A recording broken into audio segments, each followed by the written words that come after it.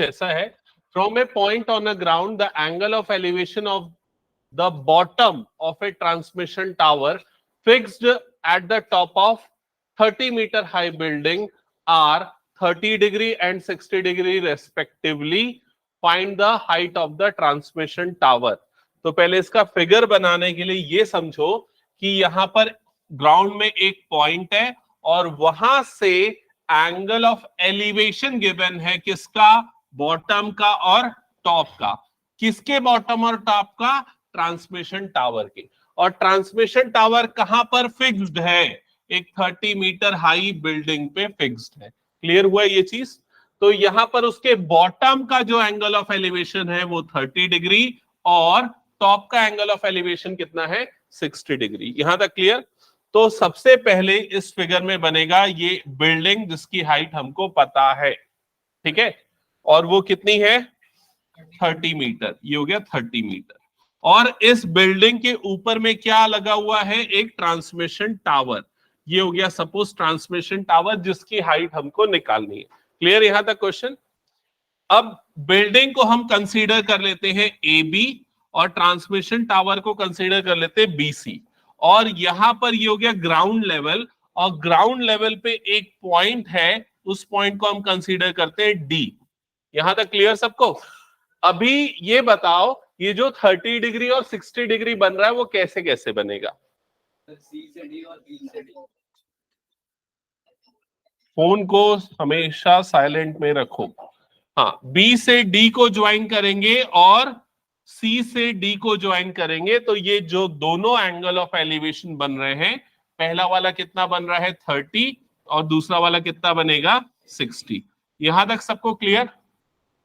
अभी यहां पर हमको height of the transmission tower निकालना है, मतलब बीसी, ये जो है ये हमारे लिए क्वेश्चन मार्क है, ये अननोन है, तो उसको हम कंसीडर कर लेते हैं x.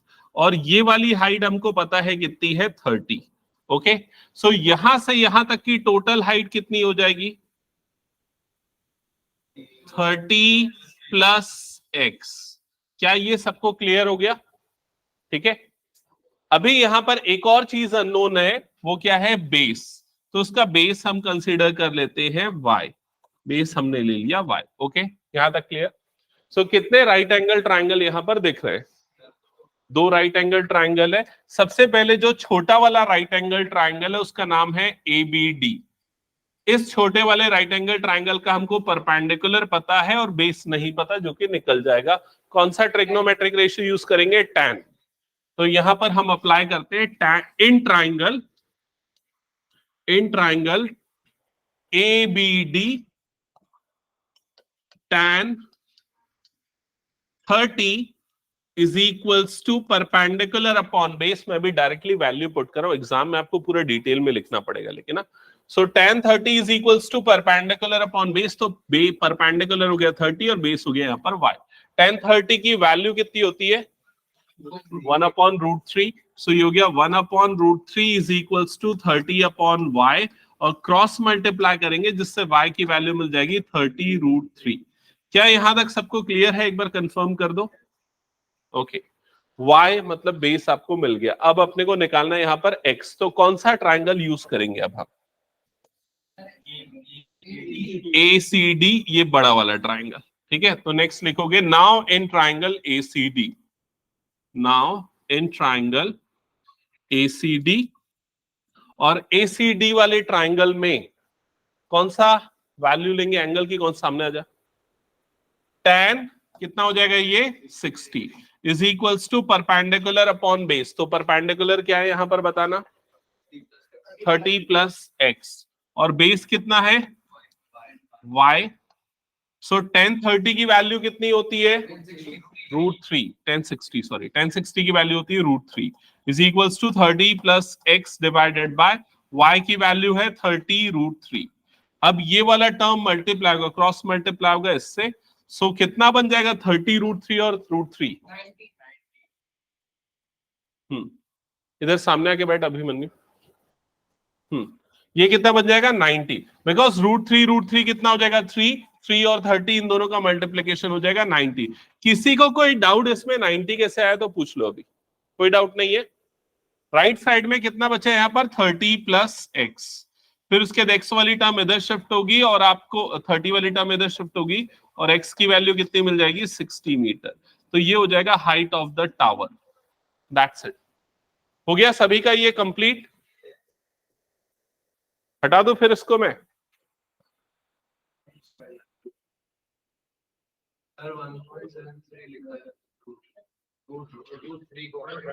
Find the height of the transmission tower.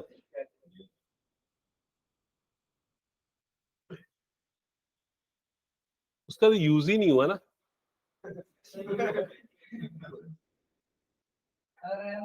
ये कौन सा क्वेश्चन है, कौन से उसका है बताओ तो। स्टैंडर्ड का सेकंड पेपर का। स्टैंडर्ड का सेकंड पेपर का है।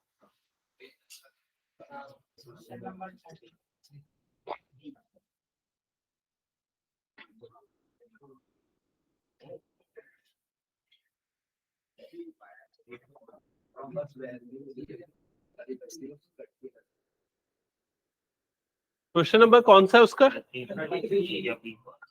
33 का बी पार्ट।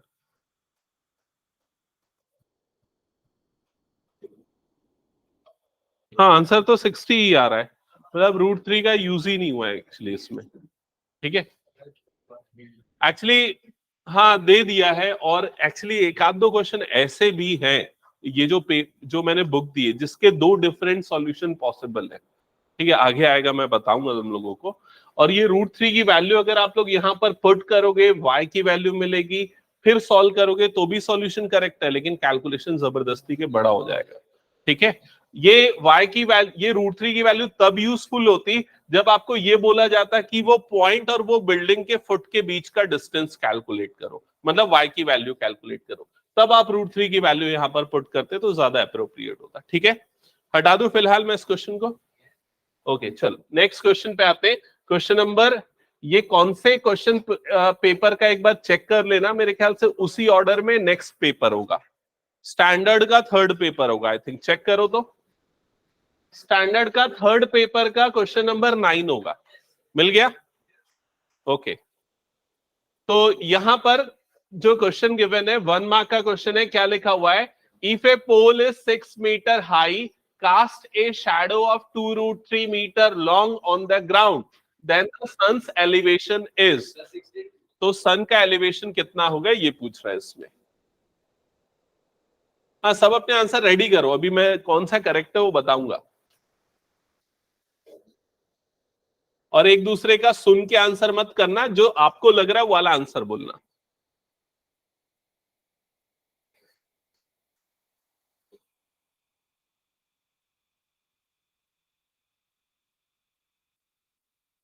हो गया? सबने आंसर रेडी कर लिया?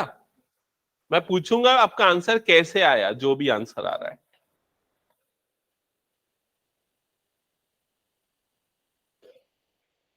और जिनका हो गया वो नेक्स्ट क्वेश्चन ट्राई करना स्टार्ट कर लेना, जो श्योर है अपने आंसर पे। ठीक है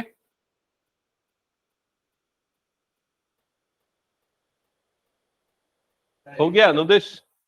हाँ क्या बोल रहा है बता। सर एक्सप्लेनेशन नहीं बन रहा लेकिन आंसर तो दे दो। आंसर कैसे सही आया? तो कुछ तो रीजन होगा, लॉजिक होगा। प्रखर बताना क्या है तेरा आंसर? नहीं आया आंसर? हाँ विधान बता। और कितने लोगों का आंसर आ गया चलो ये बताओ। बस 2 3 4। हाँ अनुष्का बताना कैसे। 6/2√3 ओके करेक्ट है। और ये देखो सबसे कॉमन, मोस्ट कॉमन क्वेश्चन है जो 1 मार्क के लिए आ सकता है, तो ध्यान से सुनो। गलत है आंसर 45। ठीक है सबसे पहले इधर सुनो क्या लिखा हुआ है। 6 मीटर हाई पोल है, तो ये सपोज एक पोल हो गया जिसकी हाइट कितनी हो गई 6 मीटर, और वो कितना शैडो कॉस्ट कर रहा है, कितनी लेंथ का शैडो कॉस्ट कर रहा है 2√3। तो यहां पर ये उसकी शैडो बन गई जिसकी लेंथ है 2√3 मीटर। ओके अब क्या लिखा हुआ है? Then the sun's elevation is, तो ये जो एंगल बनता है this angle is called sun's elevation. ये जो एंगल थीटा बन रहा है, तो यहां पर हमको परपेंडिकुलर गिवन है, बेस गिवन है, और क्या फाइंड आउट करना है? थीटा। तो कौन सा ट्रिग्नोमेट्रिक रेशियो लेंगे? tan। सो यहां पर हम लिखेंगे tan theta is equals to perpendicular by base, so perpendicular 6 और बेस कितना हो गया यहाँ पर 2√3। क्लियर हुआ ये चीज? अब ये रैशनलाइज कर दो, इसको रैशनलाइज करने के लिए √3 से ऊपर और नीचे दोनों तरफ मल्टीप्लाई करोगे, जिससे न्यूमरेटर कितना बन जाएगा 6√3 और डिनोमिनेटर √3 का मल्टीप्लीकेशन हो गया 3 और 3 2 कितना होता है 6, जिससे ये 6 कट और यहां पर कितना बच गया √3। अब √3 tan में कौन सी डिग्री पे आता है 60 डिग्री, इसलिए थीटा की वैल्यू 60 होगी और ऑप्शन ए करेक्ट होगा। और मैं ये बता रहा हूं कि ये क्वेश्चन आने का या इससे मिलता जुलता क्वेश्चन आने का चांस है 80 to 90% 1 मार्क में। समझ लो, इधर आया था ना, वो आएगा, मैं पक्का बता रहा हूं। पिछले 5-6 सालों का एनालिसिस मैं बता रहा हूं, तो इसको प्रैक्टिस कर लो, ठीक है। ये हो गया सभी का क्वेश्चन नंबर 9 समझ में आ गया। दोबारा ऐसा क्वेश्चन आएगा तो बनेगा कि नहीं ये बताओ पहले, ठीक है। चलो क्वेश्चन नंबर 32 पे आ जाते हैं। क्वेश्चन नंबर 32, पहले क्वेश्चन अच्छे से पढ़ लो, फिर मैं पूछूंगा आप लोगों से, आंसर करना क्या समझ में आया इस क्वेश्चन में। मेरे ख्याल से वो नेक्स्ट क्वेश्चन पेपर का होगा फिर 32 आई थिंक।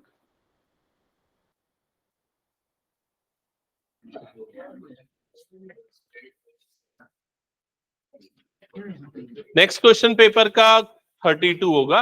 तो ये स्टैंडर्ड का क्वेश्चन पेपर 4 है। हाँ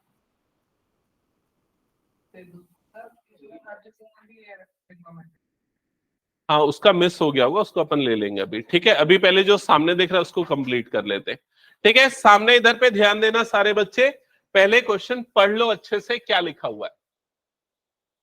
An observer estimates the angle of elevation to the basket of a hot air balloon is to be 60 degree। ये वाली लाइन समझ में आई? एक ऑब्जर्वर है, वो हॉट एयर बलून को देख रहा है, उसका जो बास्केट है उसको जब वो ऑब्जर्व कर रहा है तो एंगल ऑफ एलिवेशन कितना बन रहा है 60 degree. While another observer 100 metre away estimates the angle of elevation to be 30 degree. वहीं दूसरा ऑब्जर्वर जो है जब वो उस बास्केट को देख रहा है जो कि 100 मीटर अवे है फर्स्ट वाले से, तो उसके लिए वो कितना बन रहा है 30 डिग्री। क्लियर? अब इसमें क्या क्या चीजें फाइंड आउट करनी है। Find the height of the basket above from the ground, find the distance of the basket from first observers I, the horizontal distance of second observer from the basket. ठीक है, अभी इस question में ना एक problem है, मैं समझाता हूं, सुनो ध्यान देना।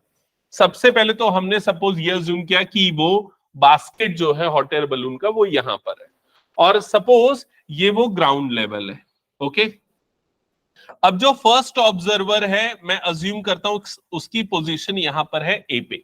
ठीक है, अब जब फर्स्ट ऑब्जर्वर ये हॉट एयर बलून के बास्केट को बी को जब ऑब्जर्व कर रहा है तो एंगल ऑफ एलिवेशन कितना बन रहा है 60 डिग्री। तो ये वाला एंगल कितना बन गया 60 डिग्री। ओके, अभी आगे क्या लिखा है, while the another observer 100 metre away, तो जो दूसरा ऑब्जर्वर है वो 100 मीटर अवे है, मतलब 100 मीटर दूर है। ठीक है, estimate the angle of elevation to be 30 degree.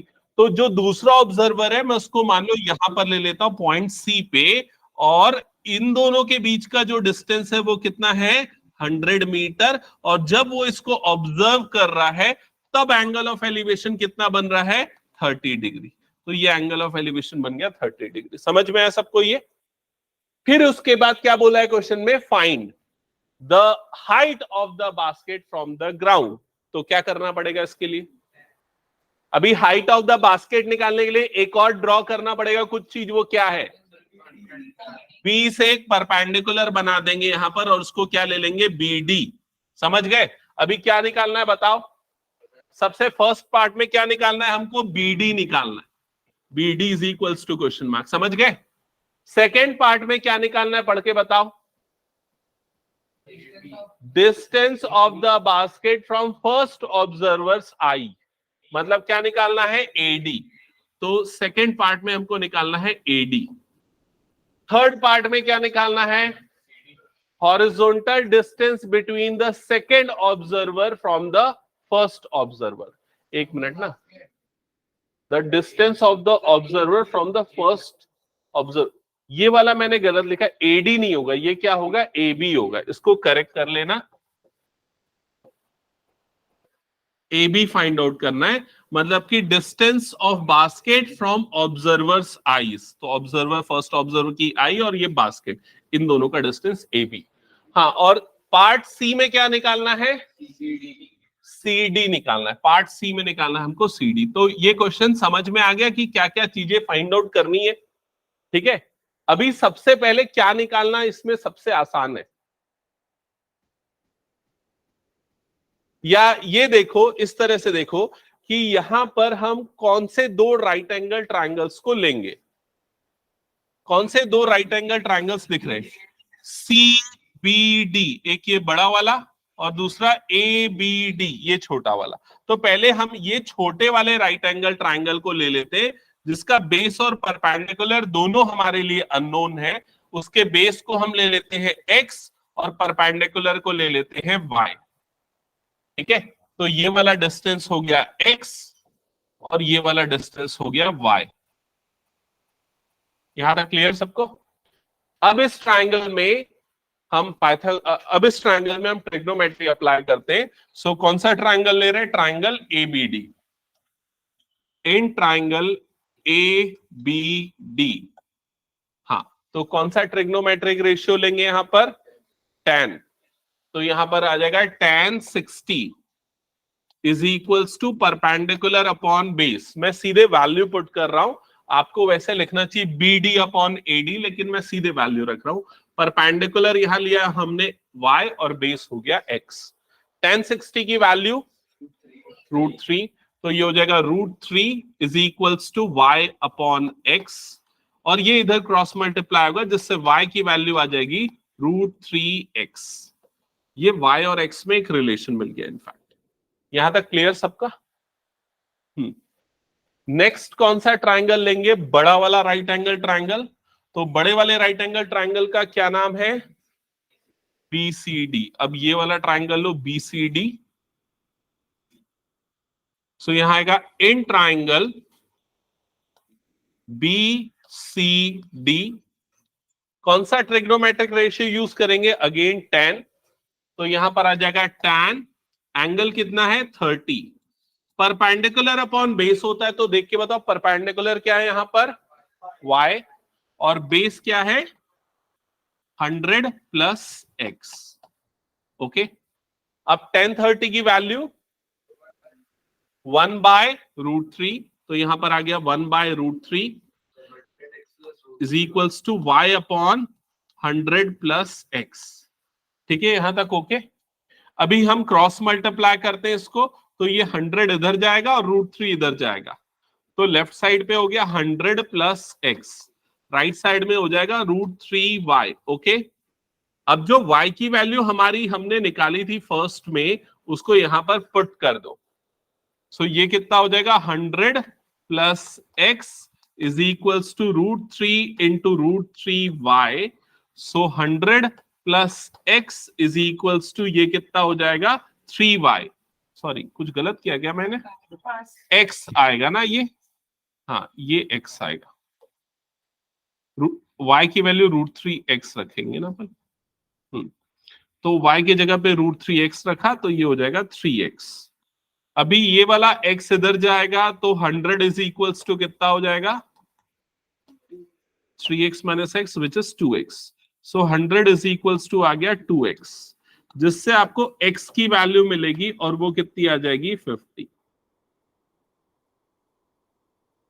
x निकालना था, x मतलब AD किसी पार्ट में निकालना था क्या, नहीं किसी भी पार्ट में AD नहीं निकालना था, लेकिन हमको थर्ड पार्ट में क्या निकालना था CD, और इससे अपने को CD मिल जाएगा, बिकॉज CD जो है वो 100 प्लस x है। ठीक है, तो थर्ड पार्ट का आंसर अपने को पहले मिल गया, yes 150।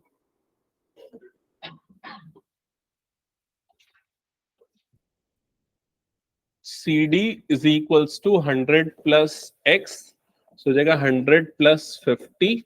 So CD is equals to हो गया 150, और ये थर्ड पार्ट का आंसर है। ठीक है। अभी ये y भी निकालना है ना अपने को, कौन से पार्ट में? y मतलब bd, कौन से पार्ट में निकालना है? देखो bd फर्स्ट पार्ट में, और bd y की इक्वल है, और y की वैल्यू कितनी है? √3x। So bd is equal to y which is √3x। ठीक है, और x की वैल्यू अपन ने 50 निकाल ली है, तो bd की वैल्यू कितनी आ जाएगी? 50√3, और ये आ गया हमारा फर्स्ट पार्ट का आंसर। ठीक है। अभी जो लास्ट पार्ट है, जो सेकेंड पार्ट है, ए बी निकालेंगे। कैसे निकालेंगे ए बी? हम चाहे तो इसमें पाइथागोरस थ्योरम यूज कर सकते हैं। तो in triangle A B D, in triangle A B D, इसमें पाइथागोरस थ्योरम लगा, H square is equal to P square plus B square. H hypotenuse क्या हो जाएगा इसमें? ए बी, तो ये हो जाएगा A B square is equals to P perpendicular, तो परपेंडिकुलर क्या है यहाँ पर? y, तो ये क्या हो जाएगा? y square plus base, base क्या है यहाँ पर? x, तो ये हो जाएगा x स्क्वायर। अब y की वैल्यू चेक करो, अपन ने कितनी निकाली है? y की वैल्यू कितनी है? 50√3 है ना, ये वाला है ना, तो ये हो जाएगा 50√3 का होल स्क्वायर प्लस x की वैल्यू कितनी है? 50 का स्क्वायर। सो 50 का स्क्वायर कितना होता है? 5 का स्क्वायर 25, और 2 जीरो और आ जाएंगे, इनटू √3 का स्क्वायर कितना हो जाएगा? 3 प्लस 50 का स्क्वायर 2500। यहां तक समझ में आ रहा है ना कैलकुलेशन? अब 2500 इंटू 3 कितना हो जाएगा?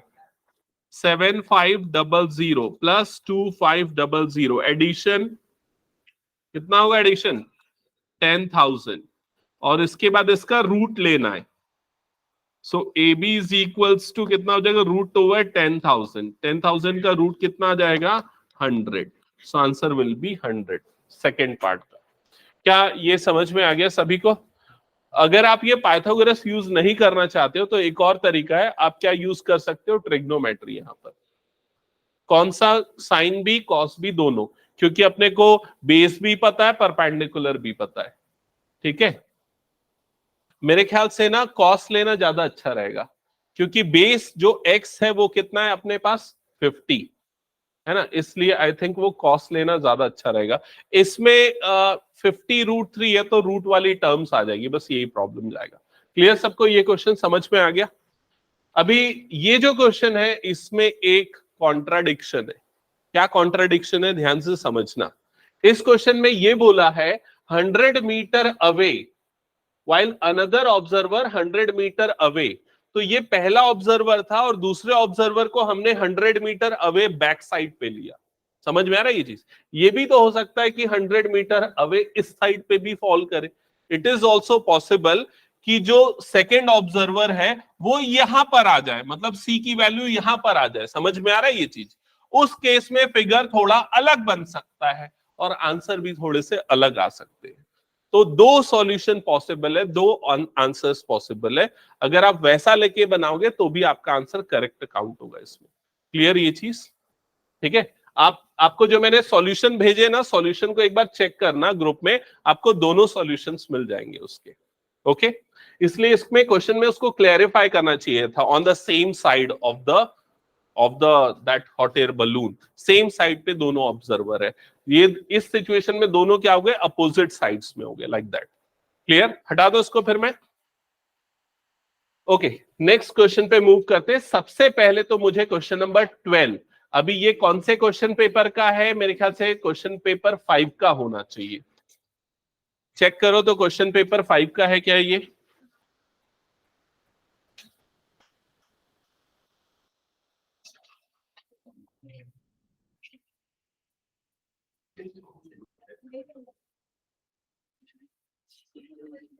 सिक्स का है क्या क्वेश्चन नंबर 12?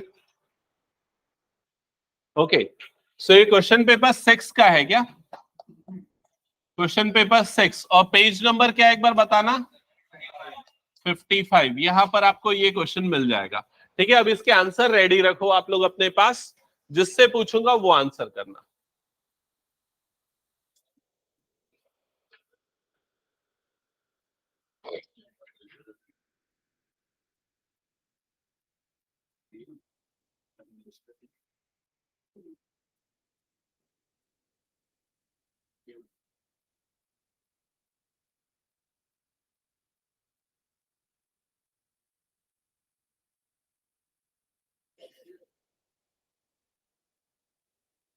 हो गया, सबका आंसर आ गया?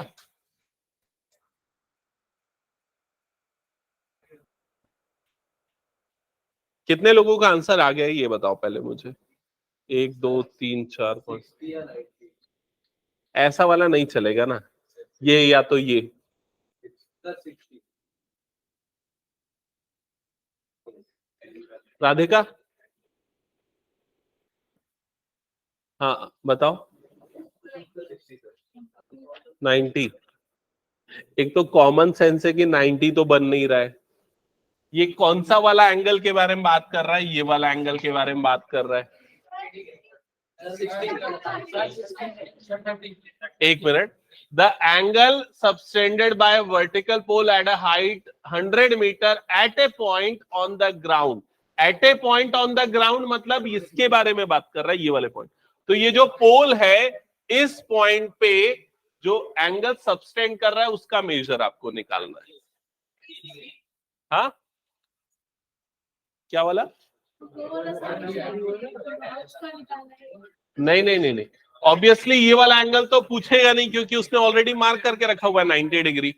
तो वो जिस पॉइंट के बारे में बात कर रहा है जहां से एंगल बन रहा है, वो इतना मीटर के डिस्टेंस पे। क्लियर ये चीज? हाँ, अभी बताओ क्या क्या आंसर बोल रहे हो? 60 वाले कितने? 60 वाले गलत भाई। tan theta is equals to perpendicular upon base. Perpendicular कितना? 100। बेस कितना? 100√3। ऐसे ही होगा। तो 100 कट गया तो कितना बच गया यहाँ पर? 1/√3। 1/√3 10 में कौन से एंगल पे आता है? 30 डिग्री पे। तो ये कितना होगा? tan 30 के बराबर होगा। समझ में आया क्या हुआ? क्लियर सबको ये?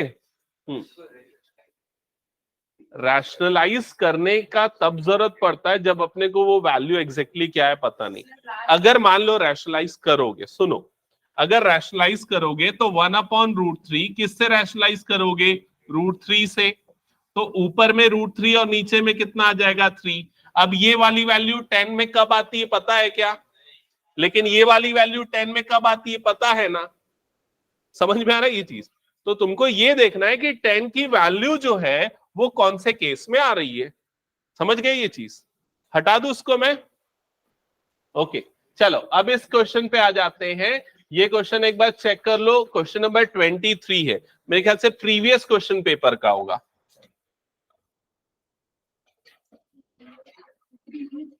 आई थिंक वो क्वेश्चन पेपर 5 में आ रहा होगा।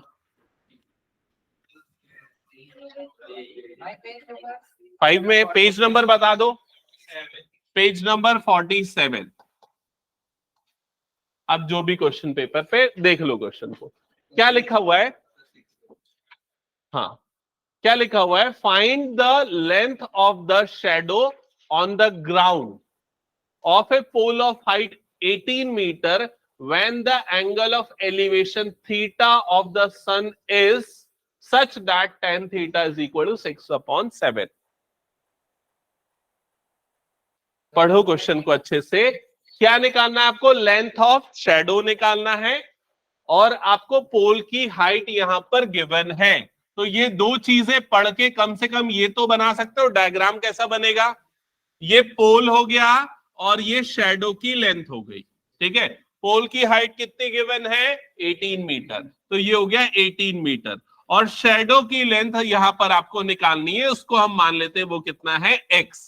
ओके, अभी ये जो एंगल ऑफ एलिवेशन है वो कितना बन रहा है? थीटा। तो इसको ज्वाइन कर दो, तो ये एंगल ऑफ एलिवेशन बन रहा है थीटा। इसके बाद इसने क्या दे दिया आपको? tan थीटा की वैल्यू दे दी हुई है। समझ गए ना ये चीज? तो कौन सा ट्रिग्नोमेट्रिक रेशियो यूज करोगे?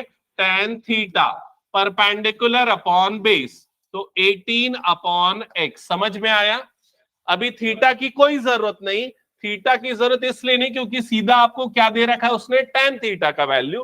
तो tan थीटा की जगह पे वो वैल्यू रख दो। क्या रखोगे? 6/7 इज इक्वल्स टू 18/x। समझ में आया सभी को ये? यस और नो? ओके, अभी इसको क्रॉस मल्टीप्लाई कर दो, ये इधर गया, ये वाला टर्म इधर गया, तो 6x is equals to 18 into 7। अब 18 7 सा मत करने लग जाना। x is equal to 18 into 7 divided by 6। 6 1 जा 6 3 जा 3 7 जा 21, तो आंसर आ जाएगा 21 मीटर। समझ गए सभी? कौन कौन मल्टीप्लाई किया? हाँ, जा रहे थे, ठीक है। समझ गए कैसे कैसे कहाँ टाइम सेव करना है? नहीं किया था? ठीक है, क्लियर सबको ये? ओके, तो ये क्वेश्चन मेरे ख्याल से 2 नंबर के लिए पूछा गया था। हटा दो फिर इस क्वेश्चन को भी, कुछ नोट करना है तो कर लो जल्दी। मैंने देखो सारे क्वेश्चंस, लगभग सारे क्वेश्चन जितने भी है वो मैंने यहां पर ले आए, बिकॉज आपको पढ़ना ना पड़े, यहां सामने देख लो, उसका टाइम यूटिलाइज होना चाहिए। समझ गए ना तुम लोग का? हटा दो इसको मैं। अभी नेक्स्ट क्वेश्चन पे आते हैं, क्वेश्चन नंबर 37। और ये कौन से क्वेश्चन पेपर पे चेक कर लो? उसी पेपर में। तो ये क्वेश्चन केस स्टडी का क्वेश्चन है, 37 मतलब केस स्टडी का, तो 4 नंबर के लिए पूछा गया क्वेश्चन है ना? तो एक बार समझते, डायग्राम गिवन है क्या? नहीं गिवन है, तो ये मैंने अलग से उसमें कॉपी किया, उसमें भी नहीं था मेरे उसमें। ठीक है, तो देख लो इधर पे क्या, radio towers are used for transmitting the range of communication services including radio and television. The tower will either act as an antenna itself or support one or more antenna on its structure. On a similar concept, a radio station tower was built in 2 sections, A and B. Tower is supported by wires from a point O. तो ये एक transmission tower है। आप लोगों ने transmission tower वगैरह देखा होगा, शंकर नगर में एक दूरदर्शन का टावर है, नहीं देखा है क्या? वहां कालीबाड़ी चौक जो बोलते काली मंदिर के सामने में एक और रेडियो का ट्रांसमिशन टावर है। तो टावर में बेसिकली होता क्या है, सपोर्टिंग स्ट्रक्चर बड़ा होता है, एंटेना तो छोटा सा ही लगा होता है, ऐसा कुछ सिस्टम होता है। तो यहां पर ना ये जो स्ट्रक्चर है, ये ट्रांसमिशन टावर और स्ट्रक्चर दोनों के लिए यूज हो रहा है, ऐसा उसने लिखा हुआ है। इसके 2 सेक्शंस हैं, ए और बी। ये सेक्शन ए हो गया, ये सेक्शन बी हो गया। ठीक है, अब आगे इसने क्या लिखा है, distance between the base of the tower and point O is 36। तो पहले ये फिगर आप लोग बना लो, ये जो फिगर गिवन है और इसमें डेटा भी गिवन है वो भी बना लेना अच्छे से।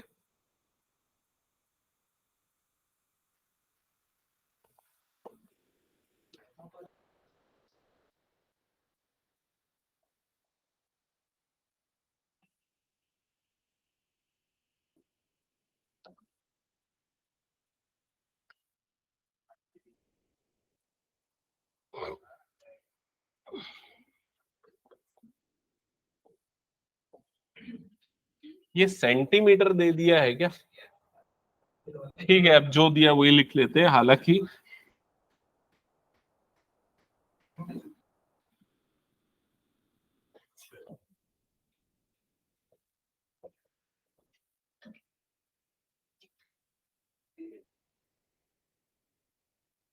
यहां तक हो गया सबने? ये डायग्राम बना लिया क्या? एक बार बता दो।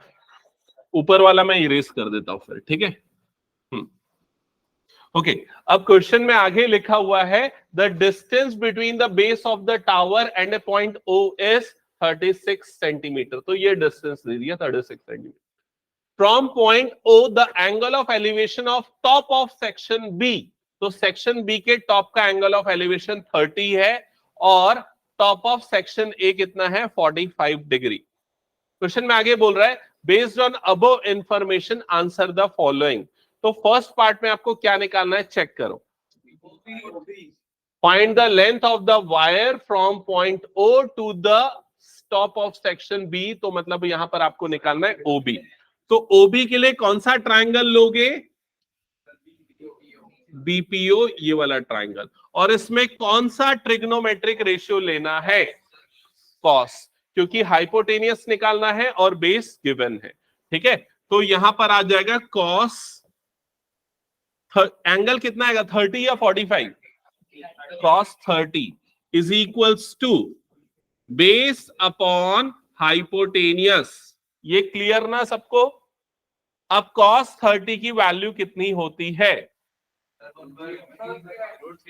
√3/2। तो इसकी वैल्यू होती है √3/2 और बेस यहां पर कितना आ जाएगा 36 और हाइपोटेनियस जो है वो क्या है यहां पर ओबी। तो हाइपोटेनियस की जगह पे आ गया ओबी। यहां तक सबको क्लियर? अभी क्रॉस मल्टीप्लाई कर दो तो ये ओबी गया इधर पे और ये 2 गया इधर पे, तो लेफ्ट साइड में कितना हो जाएगा √3OB इज इक्वल्स टू 2 × 36। ऐसा ही होगा? हाँ, अगर इजीली कर सकते हो कर दो, 72 होता है, नहीं तो रहने भी दोगे चलेगा। OB इज इक्वल्स टू, ये कितना हो जाएगा 2 × 36 और नीचे में क्या आ जाएगा इसका √3। क्या ये समझ में आया? अभी इसके बाद नीचे का √3 हटाने के लिए क्या करोगे? रैशनलाइज। तो किससे मल्टीप्लाई? √3 से, ऊपर और नीचे दोनों तरफ √3 से मल्टीप्लाई हुआ। तो न्यूमरेटर में ये OB is equals to, numerator में हो गया 2 × 36 × √3 और नीचे में आ गया 3। यहां तक क्लियर? अभी देखो 3 से ये कट जाएगा, 3 1 और 3 2 ऐसे ही होगा। तो OB की वैल्यू कितनी आ जाएगी? 12 2 24, तो ये आ जाएगा 24 √3। ये हो गया फर्स्ट पार्ट का आंसर और इसके मिलेंगे आपको 1 मार्क। ठीक है, यहां तक क्लियर सबको? सेकेंड पार्ट में क्या पूछा है पढ़ो। Find AB। तो यहां पर आपको निकालना है AB और AB निकालने के लिए, ये AB है ना, AB निकालने के लिए अपने को क्या निकालना पड़ेगा? BP। ठीक है, अब BP निकालने के लिए हमारे पास 2 चॉइसेस है। पहला तो पाइथागोरस थ्योरम यूज कर लो क्योंकि आपने हाइपोटेनियस निकाल लिया, बेस गिवन है। दूसरा ट्रिग्नोमेट्रिक रेशियो tan यूज कर सकते हो, मेरे ख्याल से tan यूज करना ज्यादा बेटर होगा। ठीक है, तो यहां पर हम सेम ट्राइंगल में, ट्राइंगल BPO में हम tan थीटा यूज कर लेते हैं, tan थीटा, और थीटा की वैल्यू BPO वाले ट्राइंगल में कितनी है 30 degree, is equal to perpendicular upon base. तो परपेंडिकुलर हो गया BP और बेस कितना है 36। ये क्लियर सभी को? tan 30 की वैल्यू 1/√3, सो ये आ गया 1/√3 is equals to BP/36। Okay, अभी 36 को इधर क्रॉस मल्टीप्लाई कर दो तो कितना हो जाएगा ये 36 अपॉन, हाँ मतलब 36/√3 आया है अभी ये। बाद में इसको अपन क्या करेंगे? रैशनलाइज भी करेंगे। रैशनलाइज करेंगे तो √3 से ऊपर और नीचे दोनों तरफ मल्टीप्लाई हो जाएगा। समझ रहे हो ना ये पूरा स्टेप? तो न्यूमरेटर में हो गया 36 √3 और नीचे में आ गया 3। अभी 3 से वो कटेगा, कितने बार में जाएगा 12। तो यहां पर BP की वैल्यू आ जाएगी 12 √3। ओके, अभी जो जो वैल्यू आ रही है ना उसको लिखते चलते हैं। ये हो गया 12 √3, ये वाली वैल्यू कितनी आई थी 24 √3, ये आया था। ओके, अभी AB जो निकालना है वो तो फिलहाल अपना निकला नहीं है ना। AB निकालने के लिए क्या करना पड़ेगा बताओ अब? AP minus BP। तो उसके लिए अपने को क्या निकालना पड़ेगा? AP भी निकालना पड़ेगा। तो AP निकालो। अच्छा ये देखो इधर पे ध्यान दो, इसका सेकेंड पार्ट निकालना मेरे ख्याल से ज्यादा आसान है ना। सेकेंड पार्ट में क्या निकालना है? Area of OPB। OPB मतलब कौन से ट्राइंगल का एरिया? जो अभी जो अपन ने निकाला वाले ट्राइंगल का एरिया। तो इसका एरिया कैसे निकलेगा बताओ तो? Half base into height. तो यहां पर ये हो गया हाफ बेस, किसको लेंगे बताओ जल्दी? बेस लेंगे 36 को, और हाइट किसको लेंगे? जो अभी अपन ने निकाला है वो कितना है 12√3। समझ में आ गया? फिर इसको 2 1 जा 2 6 जा 12 और मल्टीप्लाई कर दो। आपका सेकेंड पार्ट जो है, इसका जो ऑप्शनल पार्ट है, उसका आंसर तुरंत आ जाएगा। कितना आ रहा है? 216। तो इसका आंसर आएगा 216√3। लेकिन अभी अपन ये वाला पार्ट का आंसर पहले निकाल देते। मतलब आपको दोनों में से एक सॉल्व करना है, लेकिन दोनों प्रोसेस समझ लो। अब ए बी निकालने के लिए हमको यहां पर लेना पड़ेगा ट्राइंगल एपीओ। तो ट्राइंगल एपीओ लेंगे और एपीओ वाले ट्राइंगल में कौन सा ट्रिग्नोमेट्रिक रेशियो लगाएंगे? अपने को ए बी निकालना है ना, ए बी निकालना है, तो ये हम पूरा परपेंडिकुलर ले लेंगे और ए बी को अज्यूम कर लेते हैं वो कितना है एक्स। ठीक है, तो यहां पर आ जाएगा tan एंगल कितना आएगा बताओ तो एपीओ का 45। तो tan 45 is equal to perpendicular upon base. तो परपेंडिकुलर इसका पूरा कितना हो गया एपी अपॉन बेस कितना हो गया इसका 36। tan 45 की वैल्यू कितनी होती है 1। तो 1 is equal to AP upon 36। So AP का जो टोटल लेंथ है वो कितना आ गया 36। अब एपी बना है ए बी प्लस 12√3 से।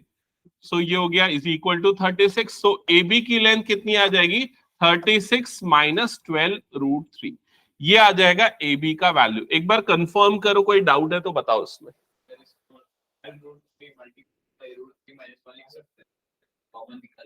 कर सकते हैं, ठीक है।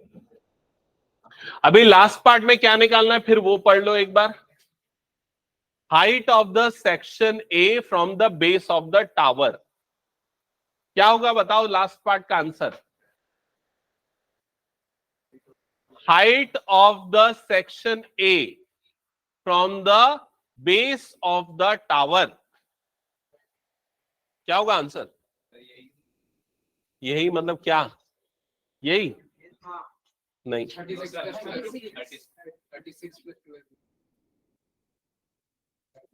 Height of the section A. Section A की height from the base of the tower. Base of the tower मतलब पी। तो क्या आ जाएगा इसका आंसर एपी। एपी की लेंथ कितनी निकाली अपन ने 36। तो इसका आंसर होगा 36। समझ में आया? वो हमने पहले ही यहां पर निकाल लिया था एक्चुअली।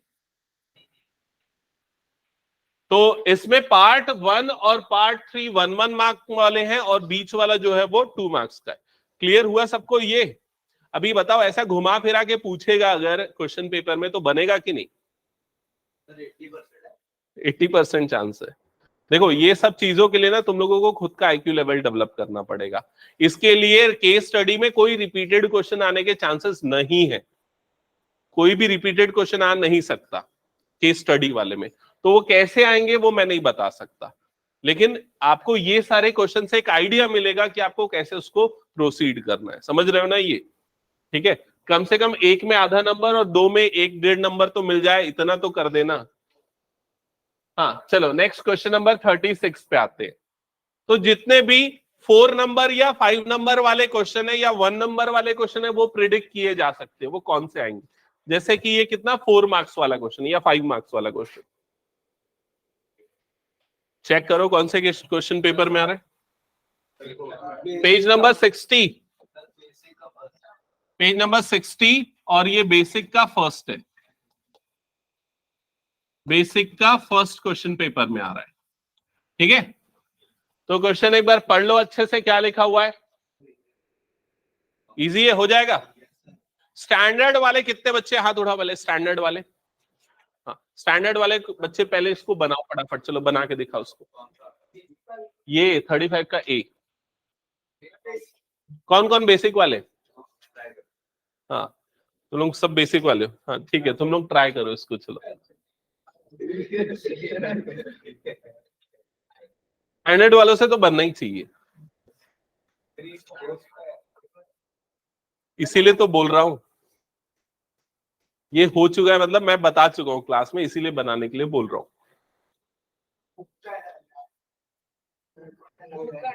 अब बनाएगा कि बातें ही करता रहेगा?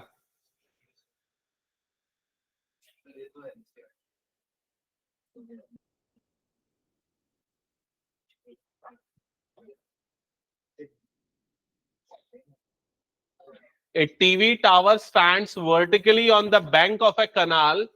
From a point on another bank directly opposite to the tower, the angle of elevation of the top of the tower is 60 degree.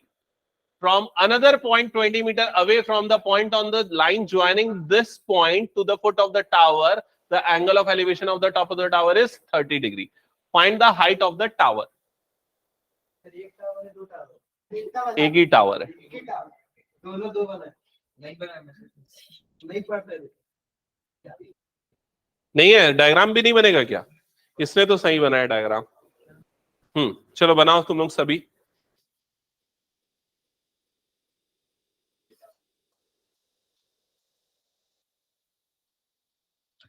अच्छे से पढ़ क्वेश्चन को. हाँ बोल. हाँ बीच में वो 20 मीटर अवे लिखा है तो हाँ यहाँ पे तो उसको ना अच्छे से पढ़. मैं 1-2 मिनट का टाइम दे रहा हूँ. मैं बता तो दूंगा लेकिन तुम्हारी क्या अंडरस्टैंडिंग है, तुम लोगों की क्या अंडरस्टैंडिंग है, पहले वो जानना चाहता हूँ मैं. गलत है, ठीक से पढ़ो क्वेश्चन को. हाँ गलत बनाया है हर्षित. गलत बनाया. तू थोड़ा ठीक बना रहा है, ये सही बनाया है. देख के बनाया है।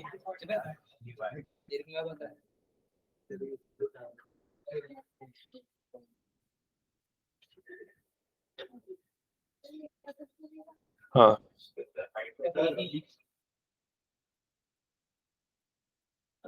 ये सही है।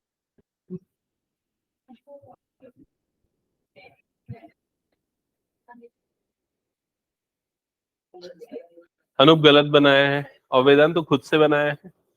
पक्का याद था इसलिए. ओके. तो इधर पे ध्यान दो. पहला, सबसे पहले तो आपको समझ में आना चाहिए क्वेश्चन, तभी आप डायग्राम बना पाओगे.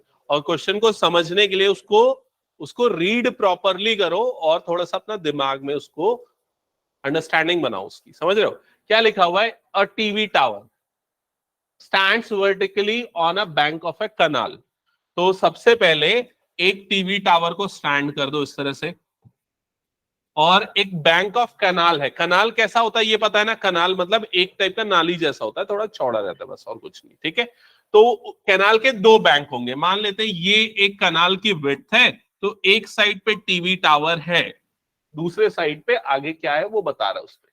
From a point on the another side of the bank directly opposite to the tower. तो टावर के डायरेक्टली अपोजिट साइड में एक और पॉइंट है, वहां से टावर के टॉप का एंगल ऑफ एलिवेशन आपको गिवन है. कितना गिवन है? 60 डिग्री. तो सबसे पहले ये बना फिगर. समझ गए यहां तक? फिर क्या लिखा? From another point. ये लाइन को समझो ध्यान से.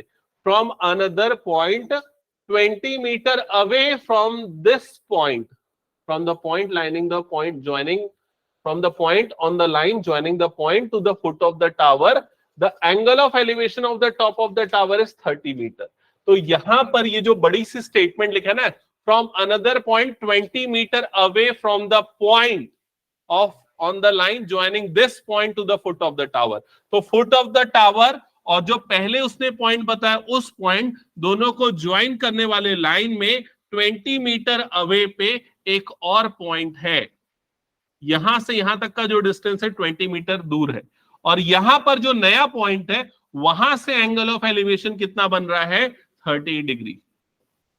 तो ये कॉमन सेंस है कि समझ सकते हो कि इससे जब आगे बढ़ोगे तो एंगल ऑफ एलिवेशन कम होते जाएगा. समझ रहे हो ना? पहले 60 था और पीछे गए तो कितना हो गया वो? 30 डिग्री. अभी यहां पर हमको क्या निकालना है? Height of the tower. तो हमको टावर की हाइट निकालनी, मतलब कि ये निकालना है. हाँ पता नहीं, मेरे को याद नहीं आंसर, एक बार चेक करके बता दूंगा. ठीक है, हमको ये हाइट निकालनी है. तो इसको हम अज्यूम कर लेते हैं x और इसको हम अज्यूम कर लेते हैं y.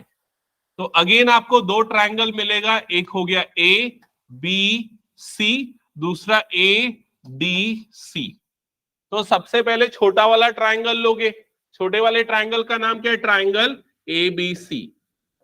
ट्रायंगल ABC में कौन सा ट्रिग्नोमेट्रिक रेशियो लगाएंगे? बताओ. साइन कॉस टेन क्या लगेगा? 10. तो यहां पर आ जाएगा tan 60 is equals to perpendicular by base. तो परपेंडिकुलर कितना है यहां पर x और बेस कितना है y। tan 60 की वैल्यू कितनी है √3 is equal to x upon y। So x की वैल्यू आ जाएगी कितनी आ जाएगी √3y। ये आ गई x की वैल्यू। यहां तक क्लियर सबको। फिर दूसरी बार कौन सा ट्राइंगल लेंगे ट्राइंगल ADC बड़ा वाला ट्राइंगल ACD भी लिख सकते हैं ठीक है। अब इस ट्राइंगल में फिर से ट्रिग्नोमेट्री लगाएंगे तो अब क्या हो जाएगा tan कितना बनेगा angle 30 is equal to perpendicular which is x upon base. तो ADC का बेस यहां से यहां तक पूरा होगा वो कितना आ जाएगा 20 प्लस y। तो 20 प्लस y इसको अब वैल्यू पुट कर दो। tan 30 की value 1 upon √3 is equals to x upon 20 plus y। Cross multiply करो ये इधर जाएगा और ये वाला टर्म इधर। So 20 plus y is equals to √3x। अभी इधर पे x की जगह पे √3y रख दो तो 20। हाँ बोलो y की जगह पे x अपॉन √3 रख सकते हैं बिल्कुल। लेकिन क्या मैं वो वाला कैलकुलेशन अवॉइड करना चाहता हूँ जिसमें फ्रैक्शन आए, नहीं तो बाकी बच्चे उसमें बहुत गलती करते हैं इसलिए। तो ये कितना हो जाएगा 3y। फिर ये इधर जाएगा तो 20 is equals to 3y minus y which is 2y। तो y की वैल्यू आ जाएगी 10। अब y की वैल्यू 10 आई उसको यहां पर रख दो आपको x मिल जाएगा। x की वैल्यू कितनी हो जाएगी 10√3 जो आपको निकालना था हाइट ऑफ द टावर। समझ में आया। अब ये क्वेश्चन 5 मार्क्स का क्वेश्चन था बेसिक में। 5 का ही था ना। हाँ बेसिक में 5 मार्क्स का क्वेश्चन था।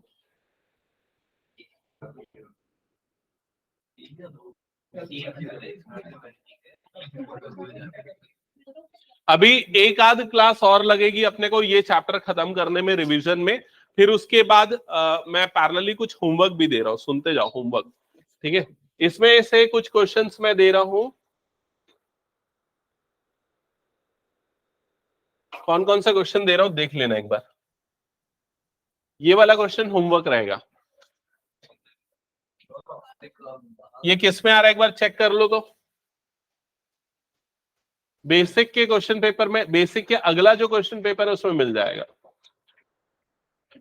बेसिक का सेकंड वाला क्वेश्चन पेपर। हाँ 32 पेज नंबर बता दो 32 का। ये पेज 71 का 32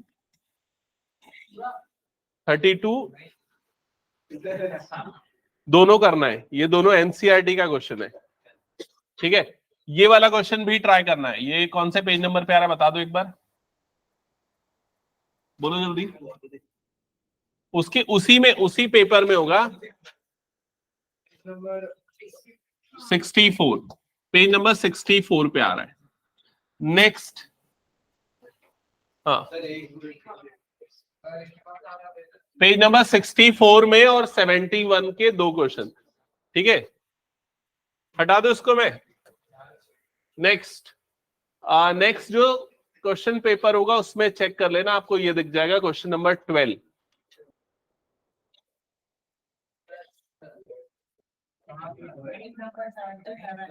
पेज नंबर 77 क्वेश्चन नंबर 12।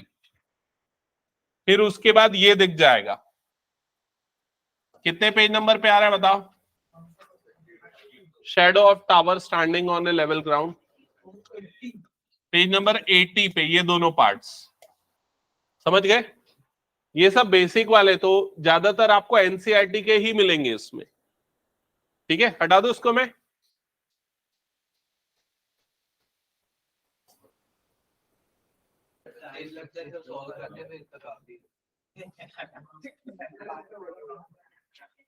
ये वाला क्वेश्चन होमवर्क रहेगा। ये वाला क्वेश्चन 32 देखो। नेक्स्ट जो क्वेश्चन पेपर होगा बेसिक का उसका 32 का part B.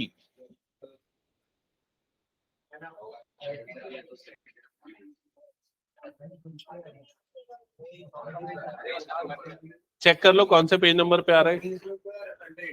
Page number 100 open कर लो, पेज नंबर 100 उसका ये वाला क्वेश्चन देखो, क्वेश्चन सेकंड पार्ट वाला इतना सॉल्व करना, ठीक है। और इस अपकमिंग जो छुट्टी होगी ना उसमें मैं फिर इसका टेस्ट रखूंगा, 2 अलग पेपर बनाऊंगा, बेसिक का अलग, स्टैंडर्ड का अलग। नहीं, बेसिक वाले बेसिक का देंगे, स्टैंडर्ड वाले स्टैंडर्ड का देंगे, ठीक है। और क्वेश्चन पेपर का टफनेस है इसी अकॉर्डिंग होगा, आप लोग देख लीजिए ना कैसा है दोनों का पेपर, वैसे ही टफनेस रहेगा। अब स्टैंडर्ड जो लिए उनको ज्यादा तो पढ़ना पड़ेगा ना।